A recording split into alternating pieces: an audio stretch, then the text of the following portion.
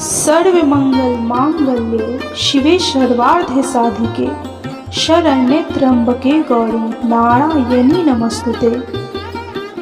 भक्तजनों, बंधुजनों, आप सभी को शारदीय नवरात्रि व्रत की हार्दिक शुभकामनाएं। आप सभी का आपके इस चैनल ब्राह्मण देव कन्या में बहुत बहुत स्वागत है।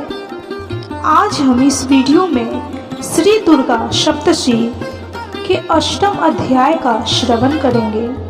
तो बोलिए जय माता दी, जय माता दी, जय माता दी। मैं अनिमा आदि सिद्धिमयी किरणों से आवृत भवानी का ध्यान करता हूँ। उनके शरीर का रंग लाल है, नेत्रों में करुणा लहरा रही है तथा हाथों में पाश, अंकुश, बाण और धनुष शोभा पाते हैं। ऋषि कहते हैं, चंड और मुंड नामक दैत्यों के मारे जाने तथा बहुत सी सेना का संहार हो जाने पर दैत्यों के राजा प्रतापी शुंभ के मन में बड़ा क्रोध हुआ और उसने दैत्यों की संपूर्ण सेना को युद्ध के लिए कूच करने की आज्ञा दी। वह बोला, आज उदय युद्ध नाम के 86 दैत्य सेनापति अपनी सेनाओं के साथ युद्ध के लिए प्रस्थान करें। कंबु नाम वाले दैत्यों के 84 सेना नायक अपनी वाहिनी से घिरे हुए यात्रा करें। 50 कोटि वीर्य कुल के और 100 धौम्र कुल के असुर सेनापति मेरी आज्ञा से सेना सहित कूच करें। कालक, दहृदय, मौर्य और काल के असुर भी युद्ध के लिए तैयार हों। मेरी आज्ञा से तुरंत प्रस्थान करें। भयानक शासन करने वाला असुर राज शुंभ इस प्रकार आज्ञा दे सहस्त्रों बड़ी बड़ी सेनाओं के साथ युद्ध के लिए पर स्थित हुआ। उसकी अत्यंत भयंकर सेना आती देखे चंडिका ने अपने धनुष की टंकार से पृथ्वी और आकाश के बीच का भाग गुंजा दिया। हे राजन, तदंतर देवी के सिंह ने भी बड़े जोर जोर से दहाड़ना आरंभ किया। फिर अंबिका ने घंटे के शब्द से उस ध्वनि को और भी बढ़ा दिया। धनुष की टंकार, सिंह की दहाड़ और घंटे की ध्वनि से संपूर्ण दिशाएं गूंज उठी। उस भयंकर शब्द से काली ने अपने विकराल मुख को और भी बढ़ा लिया तथा इस प्रकार वे विजयिनी हुई। उस तुमुल नाद को सुनकर दैत्यों की सेनाओं ने चारों ओर से आकर चंडिका देवी, सिंह तथा कालिका देवी को क्रोध पूर्वक घेर लिया। हे राजन, इसी बीच में असुरों के विनाश तथा देवताओं के अभ्युदय के लिए ब्रह्मा, शिव, कार्तिकेय, श्री हरि विष्णु तथा देवराज इंद्र आदि देवों की शक्तियां जो अत्यंत पराक्रम और बल से संपन्न थी, उनके शरीर से निकलकर उन्हीं के रूप में चंडिका देवी के पास गई। जिस देवता का जैसा रूप, जैसी वेशभूषा और जैसा वाहन है, ठीक वैसे ही साधनों से संपन्न हो उसकी शक्ति असुरों से युद्ध करने के लिए आई। सबसे पहले हंस युक्त विमान पर बैठी हुई अक्ष, सूत्र और कमंडलों से सुशोभित ब्रह्मा जी की शक्ति उपस्थित हुई, जिसे ब्राह्मणी कहते हैं। महादेव जी की शक्ति वृषभ पर आरूढ़ हो हाथों में श्रेष्ठ त्रिशूल धारण किए, महानाग का कंकण पहने, मस्तक में चंद्र रेखा से विभूषित हो वहां आ पहुंची। कार्तिकेय जी की शक्ति रूपा जगदम्बिका का उन्हीं का रूप धारण किए श्रेष्ठ मयूर पर आरूढ़ हो हाथों में शक्ति लिए दैत्यों से युद्ध करने के लिए आई।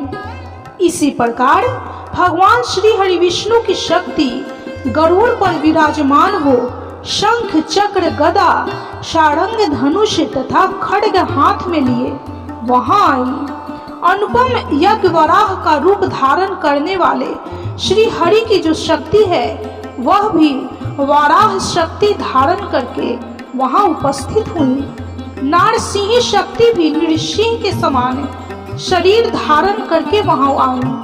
उनकी गर्दन के बालों के झटके से आकाश के तारे बिखर पड़ते थे। इसी प्रकार इंद्र की शक्ति वज्र हाथ में लिए गजराज एरावत पर बैठकर आई। उसके भी सहस्त्र नेत्र थे। इंद्र का जैसा रूप है वैसा ही उसका भी था। तदंतर उन देव शक्तियों से घिरे हुए महादेव जी ने चंडिका से कहा, मेरी प्रसन्नता के लिए तुम शीघ्र ही इन असुरों का संहार करो। तब देवी के शरीर से अत्यंत भयानक और परम उग्र चंडिका शक्ति प्रकट हुई, जो सैकड़ों गिदड़ियों की भांति आवाज करने वाली थी। उस अपराजिता देवी ने धूमिल जटा वाले महादेव जी से कहा, हे भगवान, आप शुंभ निशुंभ के पास दूत बनकर जाइए और उन अत्यंत गर्वीले दानव शुंभ एवं निशुंभ दोनों से कहिए, साथ ही उनके अतिरिक्त जो दानव युद्ध के लिए वहां उपस्थित हो उनको भी यह संदेश दीजिए, दैत्यों, यदि तुम जीवित रहना चाहते हो तो पाताल लोक को लौट जाओ। इंद्र को त्रिलोकी का राज्य मिल जाए और देवता यज्ञ भाग का उपयोग करे। यदि बल के घमंड में आकर तुम युद्ध की अभिलाषा रखते हो तो जाओ। मेरी शिवाएं योगिनियाएं तुम्हारे कच्चे मांस से तृप्त हो। चूंकि उस देवी ने भगवान शिव को दूत के कार्य में नियुक्त किया था, इसलिए वह शिव दूती के नाम से संसार में विख्यात हुई। वे महादैत्य भी भगवान शिव के मुंह से देवी के वचन को सुनकर क्रोध में भर गए और जहां कात्यायनी विराजमान थी उस ओर बढ़े। तदंतर वे दैत्य अमर्ष में भरकर पहले ही देवी के ऊपर बाण शक्ति और वृष्टि आदि अस्त्रों की वृष्टि करने लगे। तब देवी ने भी खेल खेल में ही धनुष की टंकार की और उससे छोड़े हुए बड़े बड़े बाणों द्वारा दैत्यों के चलाए हुए बाण, शूल शक्ति और फर्शों को काट डाला।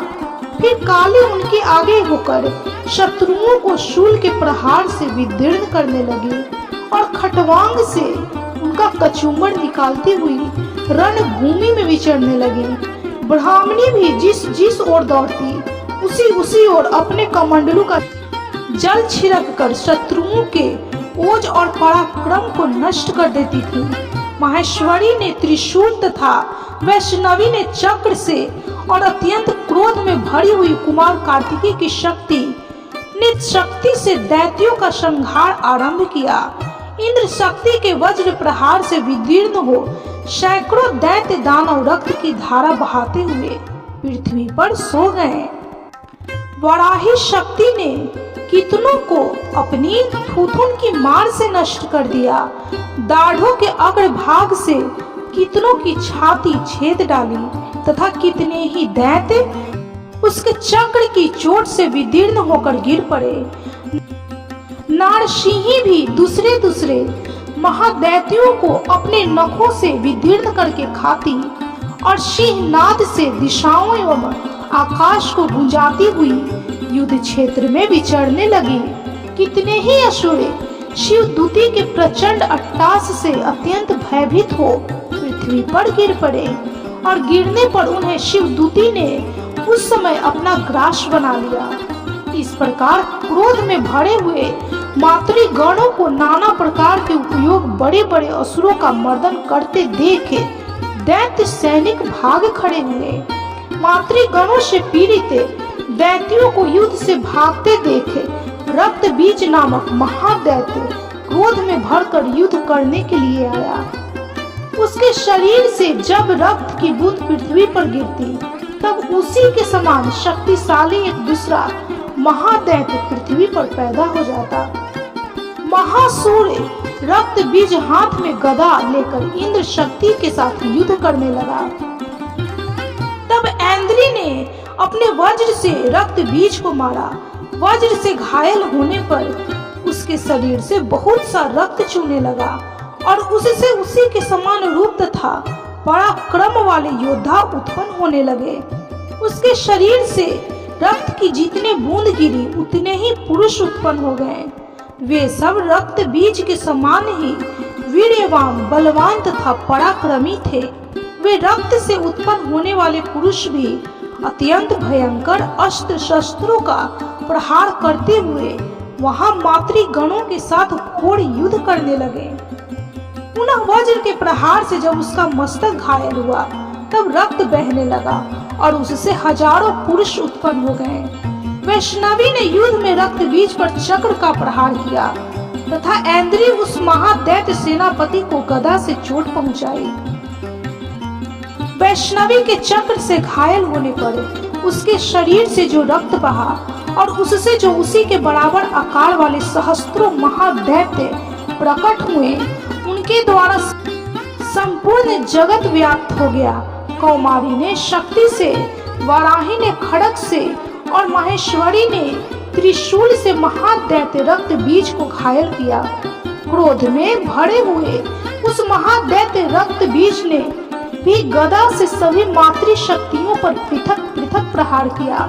शक्ति और शूल आदि से अनेक बार घायल होने पर जो उसके शरीर से रक्त की धारा पृथ्वी पर गिरी, उससे भी निश्चय ही सैकड़ों असुर उत्पन्न हुए। इस प्रकार उस महादैत्य के रक्त से प्रकट हुए असुरों द्वारा संपूर्ण जगत व्याप्त हो गया। इससे उन देवताओं को बड़ा भय हुआ।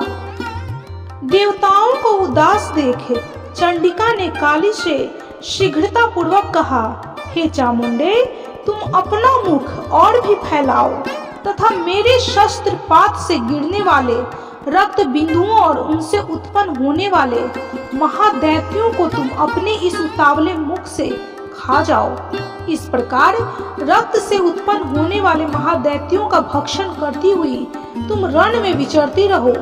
ऐसा करने से उस दैत्य का सारा रक्त छीन हो जाने पर वह स्वयं भी नष्ट हो जाएगा। उन भयंकर दैत्यों को जब तुम खा जाओगी तब दूसरे नए दैत्य उत्पन्न नहीं हो सकेंगे। काली से यूं कहकर चंडिका देवी ने शूल से रक्त बीज को मारा और काली ने अपने मुख में उसका रक्त ले लिया।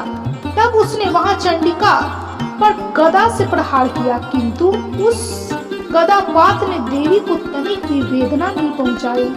रक्त बीज के घायल शरीर से बहुत सा रक्त गिरा, किंतु ज्यों ही वह रक्त गिरा त्यों ही चामुंडा ने उसे अपने मुख में ले लिया। रक्त गिरने से काली के मुख में जो महादैत्य उत्पन्न हुए, उन्हें भी कालिका देवी चट कर गईं और उसने रक्त बीज को भी पी लिया। तदंतर देवी ने रक्त बीज को, जिसका रक्त चामुंडा ने पी लिया था, वज्र, बाण, खड्ग तथा रिष्टि आदि से मार डाला। हे राजन, इस प्रकार शस्त्रों के समुदाय से आहत एवं रक्तहीन हुआ महादैत्य रक्त बीज पृथ्वी पर गिर पड़ा। हे नरेश्वर, इससे देवताओं को अनुपम हर्ष की प्राप्ति हुई और मातृगण उन असुरों के रक्तपान के मद से उद्धत सा होकर नृत्य करने लगी। इस प्रकार श्री मार्कंड पुराण में सावर्णिक मनवंतर की कथा के अंतर्गत देवी महात्म्य में रक्त बीज वध नामक 8वां अध्याय संपूर्ण हुआ। तो बोलिए महाकाली जगदम्बा की जय, माँ चामुंडा की जय, कालिका देवी की जय, माँ दुर्गा की जय, माँ जगन माता की जय, माँ कामेश्वरी की जय। भक्तजनों, बंधुजनों, इस कथा को सुनने वाले सभी भक्तों पर माँ चामुंडा अपनी कृपा दृष्टि दिखाएं। उनके जीवन में जो भी कष्ट हो, जो भी दुख हो, उन सभी को दूर कर उनके जीवन में सुख, शांति, सौभाग्य, लक्ष्मी, पौत्र, पुत्र इत्यादि प्रदान करें। माँ दुर्गा उन सभी पर अपना आशीर्वाद बनाए रखें। इस प्रकार यह वीडियो संपन्न हुई। भक्तजनों, यदि आपको यह वीडियो, यह कथा अच्छी लगी हो तो प्लीज वीडियो को लाइक कीजिए। चैनल पे यदि नए हैं तो कृपया चैनल को सब्सक्राइब अवश्य कर लें, बेल आइकन को प्रेस कर लें और कमेंट में जय माँ दुर्गा, जय माँ अम्बे, जय माँ चामुंडा अवश्य लिखें।